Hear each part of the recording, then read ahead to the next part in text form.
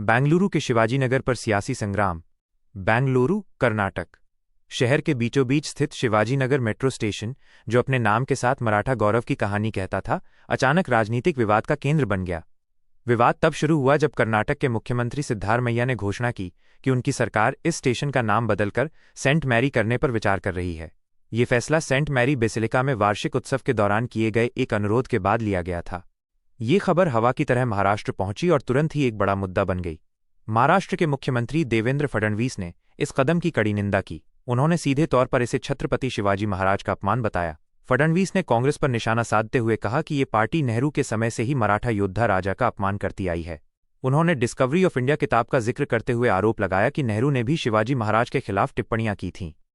फडणवीस ने कहा, मैं सेंट मैरी के नाम पर बेंगलुरु में शिवाजीनगर मेट्रो स्टेशन का नाम बदलने के कर्नाटक सरकार के कदम की निंदा करता हूं। ये छत्रपति शिवाजी महाराज का अपमान है।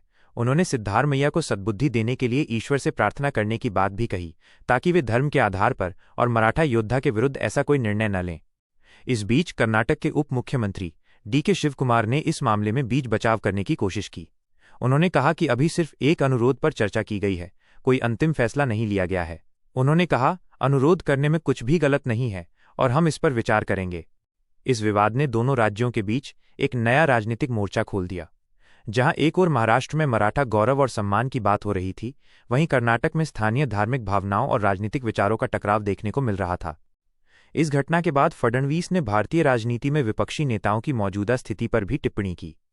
उन्होंने कहा कि कुछ नेता भारत की तुलना नेपाल, श्रीलंका और बांग्लादेश जैसे अशांत देशों से कर रहे हैं, जो कि निराशाजनक है। उन्होंने विपक्ष के स्तर को गिरता हुआ बताया और कहा, आप सरकार के कार्यक्रमों और नीतियों की आलोचना कर सकते हैं, लेकिन समाज और देश की नहीं।